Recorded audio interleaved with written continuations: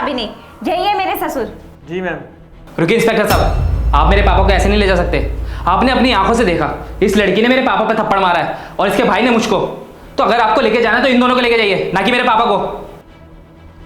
पहली बात तो ये कि मैंने चाटे की वजह से जेल नहीं ले जा रहा हूँ। तो इंस्पेक्टर साहब फिर क्या वजह है जो आप मेरे पापा को लेकर जा रहे हो? वो आप उन्हीं से पूछ लीजिए जिसने आप पे केस किया है, शिवानी जी। अच्छा शिवानी, मतलब तुमने मेरे पापा पर केस किया है? मतलब गलत काम करो तुम, बाहर चक्कर चलाओ तुम और जेल जाए मेरे पापा?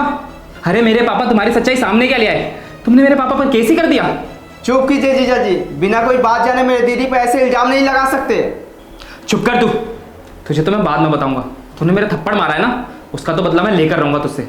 और रही बात सबूत की, तो तेरी बहन के खिलाफ ना मेरे पास सारे सबूत है कि इसका चक्कर किसके साथ चल रहा है। और मेरे फोन में ना इसके और इसके आशिक की फोटोज भी हैं। जतिन, हर आंखों देखी बात ना सच नहीं होती है, और तुमने एक फोटो देख के जज कर लिया कि मैं कैरेक्टरलेस लड़की हूँ।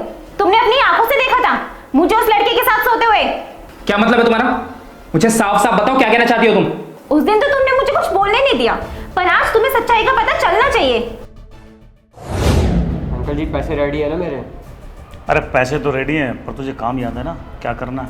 अरे हाँ अंकल जी बिल्कुल याद है। मुझे आपकी बहू का आशिक बनना है और आपको सिर्फ एक प्रूफ चाहिए कि हाँ उसका एक आशिक है। तो वो सब आप मुझ पे छोड़ दीजिए, मेरा रोज़ का काम है। लेकिन एक बात ध्यान रहे, इस काम को होने के बाद तू यहाँ आस पास में फटक मत जियो। अरे कैसी बात कर रहे हो अंकल जी, मेरा ये रोज़ का काम है, आपको नज़र भी नहीं आऊँगा मैं। बस आप मेरा पैसे रेडी रखना। ठीक है, पैसे रेडी हैं तेरे। मैम ये आपका पार्सल था। भैया मैंने तो कोई पार्सल नहीं मंगाया। जी फिर ये डी ब्लॉक। भैया डी ब्लॉक ना थोड़ी सी आगे जाकर है यहीं से। अच्छा मैम बहुत गर्मी है, पानी मिलेगा? हाँ भैया क्यों नहीं, मैं लेकर आती हूँ ना। ठीक है।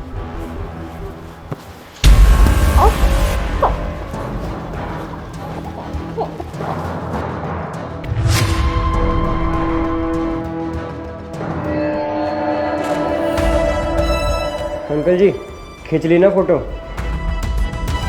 अब आप बस देखते जाओ।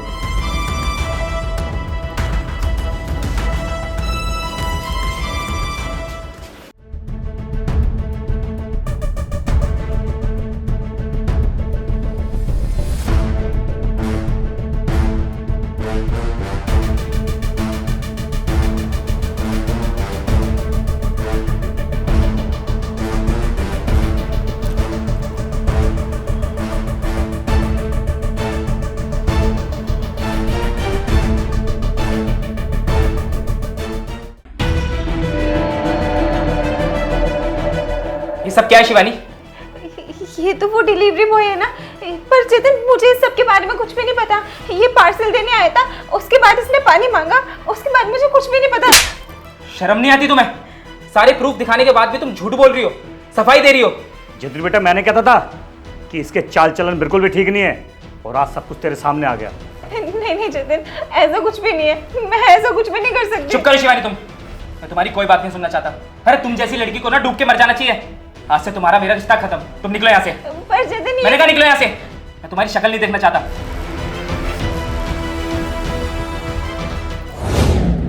नहीं जितन बेटा, जैसा तू समझ रहा है ऐसा कुछ नहीं है बेटा।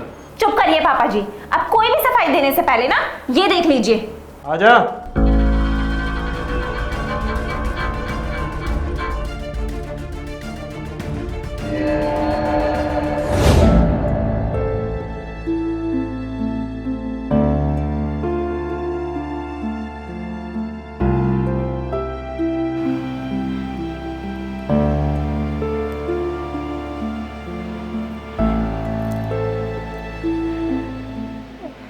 हेलो भैया,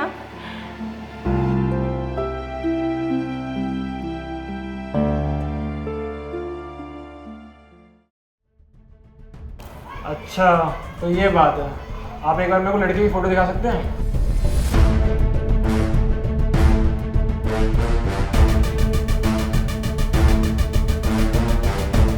आप टेंशन मत लीजिए, मैं अभी अपनी टीम से बात करता हूँ और इस लड़के की जानकारी निकलवाता हूँ।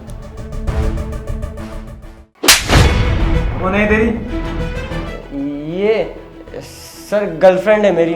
अच्छा ये तेरी गर्लफ्रेंड है, तावड़े लॉकर तैयार रख, आज किसी बंदे की हजामत करनी है। नहीं सर, मैं बताता हूँ, मुझे जेल में मत लेकर जाइए।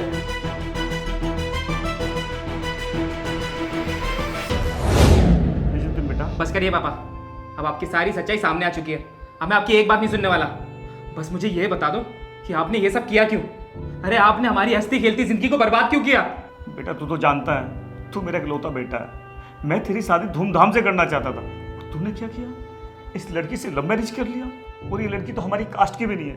तुझे पता है रिश्तेदार पड़ोसी सब मुझे कितने ताने मारते हैं। बेटा सब कहते हैं क्या फ़ायदा इसे पढ़ाने लिखाने का, जब इसने अपने माँ बाप की ही नहीं सुनी। लोगों के ताने सुन सुन कर बेटा मैं इतना टूट चुका था, इसलिए मैंने कदम उठाया। तुझे पता है ना बेटा, हमारे परिवार में कोई भी लव मैरिज को पसंद नहीं करता, लेकिन फिर भी तूने लव मैरिज की। क्या पापा, आपने इतनी छोटी सी बात का बतंगड़ बना दिया? अरे कम से कम शिवानी के बारे में तो सोच लेते। 2 साल हो चुके हमारी शादी को, कभी उसने आपको परेशान किया? अरे उसने तो करेज तक नहीं किया आज तक घर में। पापा आजकल ये अरेंज मैरिज और लव मैरिज कोई मायने नहीं रखती, मायने रखता है तो एक अच्छा इंसान, प्यार और इज्जत। अगर एक इंसान में ये चीजें ना हो ना तो अरेंज मैरिज भी नहीं टिकती। और पापा मुझे एक बात बताइए, इस बेचारी की क्या गलती थी? क्या इसकी यही गलती थी कि इसने एक नीची जात में जन्म लिया? और पापा खुद सोचो आप, हमारे खानदान में भी अरेंज मैरिज हुई है ना, अंत में क्या हुआ? अगर इंसान ठीक नहीं निकला तो तलाक तो हो गया ना उनका। पापा आप ना बाहर के लोगों की बातों में आकर अपना ही घर बर्बाद कर रहे हो, अभी भी मौका है, समझ जाओ। बेटा मुझे माफ़ कर दे, और बहू मैं तुमसे ही माफ़ी मांगता हूँ। मैंने तुम्हारा हंसता खेलता परिवार बर्बाद कर दिया, इसके लिए मुझे माफ़ कर दो तुम दोनों। और तू सही कह रहा था बेटा, तुम्हारी शादी को 2 साल हो चुके हैं, मगर शिवानी ने आज तक मुझे दुखी नहीं किया। अरे शिवानी ने तो मुझे हमेशा अपने पापा की तरह समझा, मगर लोगों के ताने सुन सुनकर मैंने ही तुम्हारा घर बर्बाद कर दिया। मैं लोगों की बात में आ गया था बेटा, वो जात पात का भेदभाव करने लगा, लेकिन मैं आज समझ चुका हूँ कि जात पात कुछ नहीं होती, सब दिलों के नाते होते हैं बेटा। पर बेटा एक बात समझ चुका हूँ आज मैं, चाहे वो लव मैरिज हो चाहे वो अरेंज मैरिज हो, अगर लाइफ पार्टनर अच्छा हो तो वो शादी हमेशा टिकती है। तुम दोनों बेटा मुझे माफ़ कर दो, और मेरा आशीर्वाद तुम दोनों के साथ है। तुम सदा खुश रहो, फूलो फूलो बेटा। शिवानी मुझे माफ़ कर दो, मैंने उस लड़के के साथ तुम्हारी फोटो देखी तो मैं पागल सा हो गया था, मुझे समझ नहीं आ रहा था कि मैं क्या करूं। तुम तो जानती हो ना कि मैं तुमसे कितना प्यार करता हूं, मैं किसी लड़के के साथ तुम्हारी फोटो नहीं देख सकता। शिवानी मैं समझ गया हूँ, इन सब बातों में सारी गलती मेरी है। मैंने तुम्हारी एक भी नहीं सुनी, जबकि मुझे सबसे पहले तुम्हारी सुननी चाहिए थी, पर मैंने तुम्हारी अपने आगे चलने नहीं दी और तुम्हें धक्के मारकर यहाँ से बाहर निकाल दिया। हो सके तो शिवानी प्लीज़ मुझे माफ़ कर देना, और तुम्हें कहीं जाने की ज़रूरत नहीं है, तुम खुशी खुशी इस घर में रह सकती हो। और तुम मुझे और मेरे पापा को भी माफ़ कर दो, मेरे पापा से जो भी हुआ जाने अनजाने में हुआ। कोई बात नहीं पापा जी, कोई बात नहीं जतिन, मैंने आप दोनों को माफ़ किया, और मेरे लिए यही बहुत बड़ी बात है कि आप दोनों को आपकी गलती का पछतावा हो गया। और आप दोनों टेंशन मत लीजिए, मैं जैसे आप लोगों का पहले ख्याल रखती थी ना, अभी भी बिल्कुल वैसे ही रखूँगी, और मैं इस घर को छोड़कर कहीं भी नहीं जाऊँगी। देखा पापा आपने, मैंने कहा था ना कि मुझे शिवानी से अच्छी लड़की कोई मिल ही नहीं सकती।